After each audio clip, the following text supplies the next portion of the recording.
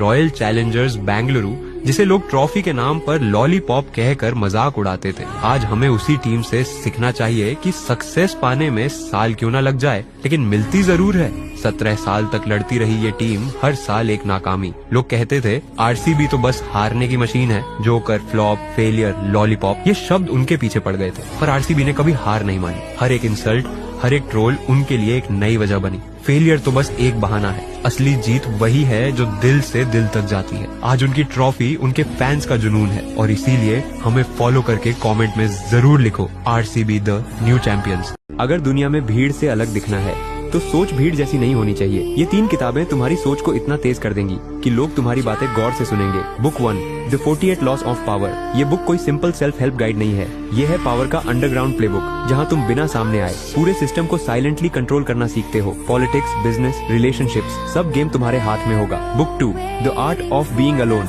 ज्यादातर लोग अकेले रहना कमजोरी समझते हैं, लेकिन यही अकेलापन अगर सही से यूज किया जाए तो ये खुद की सबसे बड़ी ताकत बन जाता है। ये किताब सिखाती है कैसे अकेले रहकर भी सबसे ज्यादा पावरफुल बना जाता है। Book 3, 12 rules for life. यह बुक तुम्हें एक ऐसी क्लैरिटी देगी जहाँ हर सिचुएशन में तुम शांति से सोच पाओगे। डिसिप्लिन, फोकस और रियल डिसीजंस। तू वो इंसान बनेगा जो कम बोले लेकिन सीधा दिल और दिमाग पे वार करे। इंटरव्यू में जब रतन टाटा सर से पूछा गया लाइफ में सक्सेसफुल कैसे बने, उन्होंने एक सिंपल सी बात कही, अगर तुम्हें सिर्फ सक्सेस चाहिए तो अकेला चलो, लेकिन अगर तुम सक्सेस के बियॉन्ड जाना चाहते हो तो ऐसे दोस्त के साथ चलो जिसके ऊपर तुम आंख बंद करके भरोसा कर सको।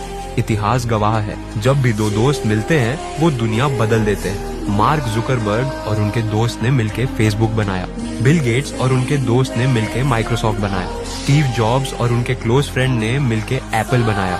सो टैग करो उस दोस्त को जिसके साथ तुम सिर्फ सक्सेस नहीं, लेजेंडरी बनना चाहते हो।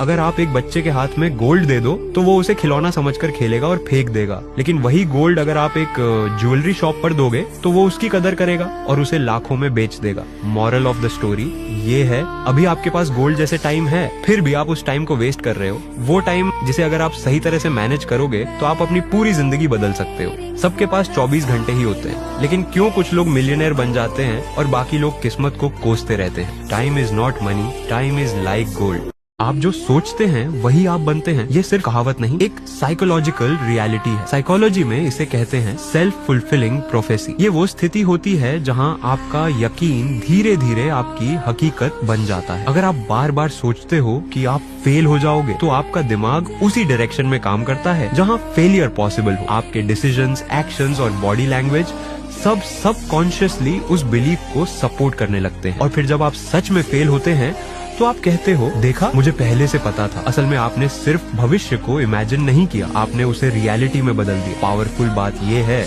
अगर नेगेटिव सोच सच हो सकती है तो पॉजिटिव भी हो सकती है। तो अगली बार खुद से कहिए मैं कर सकता हूँ, और देखिए कैसे आपका माइंड रास्ता खुद बनाएगा।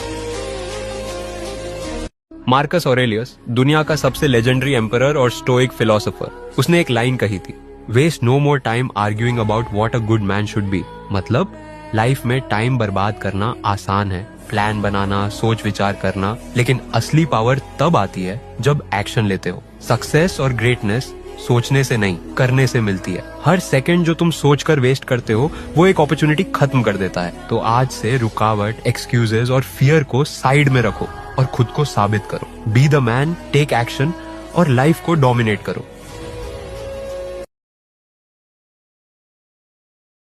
दुनिया के सबसे चालाक लोग बस इन 4 बुक से डरते हैं, क्योंकि जो इन्हें पढ़ लेता है उसे कंट्रोल करना नामुमकिन होता है। First, talking with psychopaths and savages. ये तुम्हें सिखाएगी कैसे सबसे डेंजरस दिमाग को समझना है। सेकंड, द आर्ट ऑफ परसुएजन, जो तुम्हें ऐसा बोलना सिखाएगी कि मैनिपुलेटर भी तुम्हारी बात मानने के लिए मजबूर हो जाएंगे। Third, the law of human nature, इससे तुम हर इंसान के असली इंटेंशन को पहले ही पकड़ लोगे। Fourth, the courage to be disliked, ये तुम्हें इतना मेंटली स्ट्रांग बना देगी कि कोई तुम्हें कंट्रोल ही नहीं कर पाए। एक ऐसा स्पोर्ट्स जिसे इंडिया ने बनाया नहीं बल्कि दुनिया को जीत कर दिखाया है, और शायद इसीलिए हमें इसका किंग बोला जाता है। खो खो को वर्ल्ड्स फास्टेस्ट आउटडोर गेम कहा जाता है क्योंकि इसमें हर सेकंड तय करती है जीत और हार को। 2025 के फर्स्ट वर्ल्ड कप में इंडिया ने मेंस एंड वुमेन्स दोनों ने ट्रॉफी जीता था। एशियन खो खो चैंपियनशिप में हमने अब तक 8 गोल्ड्स जीते हैं और साउथ एशियन गेम्स में भी हर बार डोमिनेट किया है। यही रीजन है कि जब दुनिया खो खो की बात करती है तो सबसे पहले नाम आता है इंडिया का। इसीलिए आज एक कमेंट जरूर करो, प्राउड टू बी इंडियन, और हमें फॉलो कर लो।